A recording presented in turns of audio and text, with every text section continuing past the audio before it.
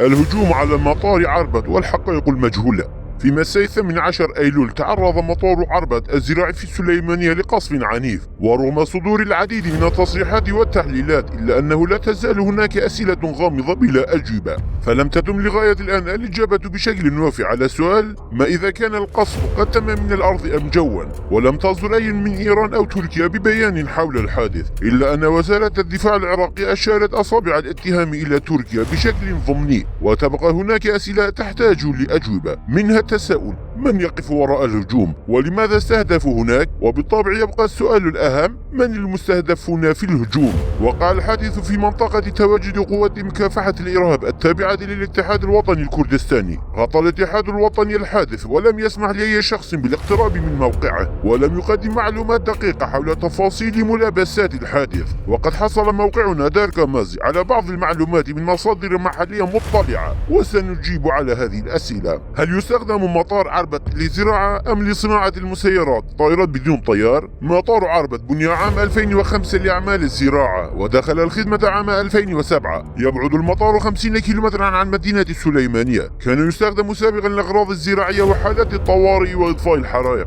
تم تغيير تصميم المطار منذ شهر أيار الماضي. يتم استخدام المطار حاليا من قبل قوات مكافحة الإرهاب التابعة للاتحاد الوطني. في البداية كانت تجري فيه تدريبات ومناورات عسكرية، بعدها أصبح المطار مركزا لصناعة المسيرات طائرات بدون طيار والتدريب عليها واستخدامها. من بين ضحايا حادث المطار شخص يدعى رابر أنور، المعروف بصناعة المسيرات حتى الآن. رابر أنور خبير في صناعة الطائرات بدون طيار، كان يشارك المسيرات التي يصنعها على وسائل التواصل الاجتماعي. وسبق أن قال رابر أحمد على مواقع التواصل الاجتماعي: حلمي الأكبر هو صناعة طائرات بدون طيار. والد رابر أنور هو أيضا عضو سابق في الاتحاد الوطني، ويعمل حاليا مديرا للزراعة في منطقة ماوات، حيث تخضع معظم تلك المنطقة لسيطرة الباكيكا.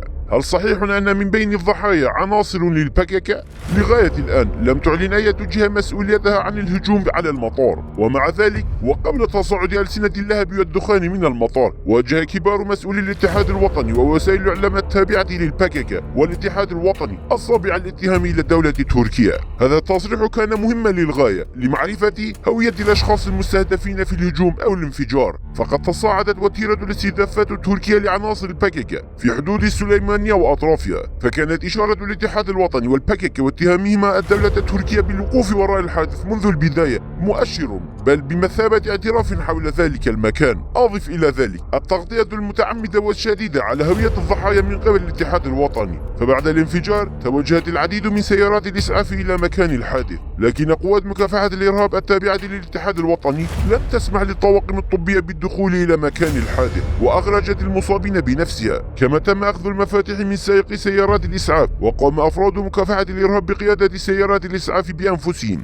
كما أن أول ما ينبغي فعله في حوادث مشابهة ونقل المصابين إلى مستشفى المدينة، لكن تم نقل المصابين إلى مستشفى شورش العسكري، وتم منع الدخول والخروج من وإلى المستشفى، بل حتى بعض الكوادر الصحيين لم يستطيعوا دخول المستشفى. وما زالت التغطية والسرية المتعمدة تكتنف هوية بعض ضحايا الحادث. لماذا تغير عدد الضحايا؟ خلال الدقائق الأولى من الحادث تم إخراج 6 جثث من مطار عربد، وقد وثقت وسائل الإعلام ذلك، كما أدلت وسائل إعلام الاتحاد أيضا بذلك بداية الأمر. وبعد ساعة أعلنت شاربرس ومقرها السليمانية أن عدد الضحايا وصل إلى 9 أشخاص. وبعد ساعتين أفادت وسائل إعلام الاتحاد الوطني أن 11 شخصا لقوا مصرعهم وأصيب 20 آخرون، وأن من بين الجرحى حالات حرجة وخطرة. لكن بعدها تم تحديث المعلومات حول الخسائر البشرية في الحادث، فأعلن الاتحاد الوطني أن عدد القتلى 3 والجرحى 6، ولم تعرف أي شيء عن الجثث 8 الأخرى التي تم نقلها ومن كانوا.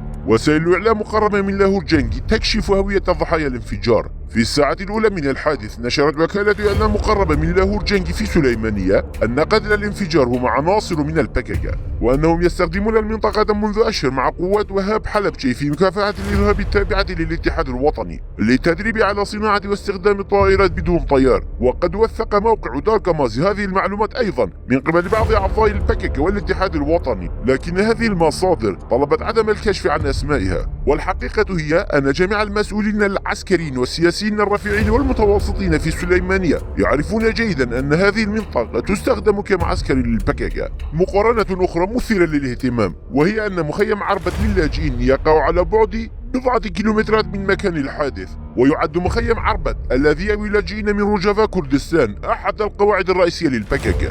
ويدير كوادر البككة هذا المخيم أيضا على غرار إدارته مخيم مخمور، وقد أنشأوا فيه إدارتهم الخاصة، ويتم تقديم الدورات العسكرية فيه للمقاتلين الجدد، ويقيم الجنود الجرحى والمرضى في هذا المخيم بهويات لاجئين. كما يتم إرسال كوادر البككة من باكور كردستان وروجافا كردستان إلى دهوك وزاخو ببطاقات هوية اللاجئين المدنيين للمخيم. باختصار، باتت منطقة عربد بشكل عام هي إحدى القواعد والمعاقل الرئيسية للبككة. وجود البككة والموقف الغامض المظلم للاتحاد يجران السليمانية لنفق مظلم. أدلى رئيس الاتحاد الوطني المتناقض والمختلف فيه بافل طالباني بتصريح شديد اللهجة، فقال: ندين الهجوم على مطار عربد الزراعي، علما أنه يتم استخدام هذا المطار لأغراض ليست مدنية وغير قانونية ودون علم وموافقة حكومة إقليم كردستان. ونتيجة هذه الممارسة والوضع الغير قانوني أصبحت عموم السليمانية هدفا وليس عربد وحدها، وتدهور أوضاع الناس وتسوء بشكل يومي. يدير بافل طالباني الاتحاد الوطني كمنظمة مافيوية، كما أغرق مدينة السليمانية في ظل شبكة اتصالات مافيوية. والبككة أيضا مدرجة على لوائح الإرهاب الدولية. لهذا السبب لا يدعم أي كيان أو دولة تنظيمات البككة، وعلى وجه الخصوص تلك الدول التي تستخدمها كوكيل لها. فمنذ دخول الحرب المصطنعة المخططة لها بين البككة ودولة تركيا لحدود السليمانية، أصبح أهالي السليمانية ضحايا حرب وصراعات مجهولة. وفيما يتعلق بهذه القضية، قال مسؤول سابق في الاتحاد الوطني: الاتحاد الوطني الكردستاني فاشل، وكذلك حزب العمال الكردستاني أيضا فاشل وتائه، ومن المؤكد أن اتحاد حركتين فاشلتين لن يؤدي إلا إلى مزيد من الفشل. فأهل السليمانية وشعبها لا يستحقون هذا، ولا ينبغي أن يعاني أهلها من هذا الظلم والجور.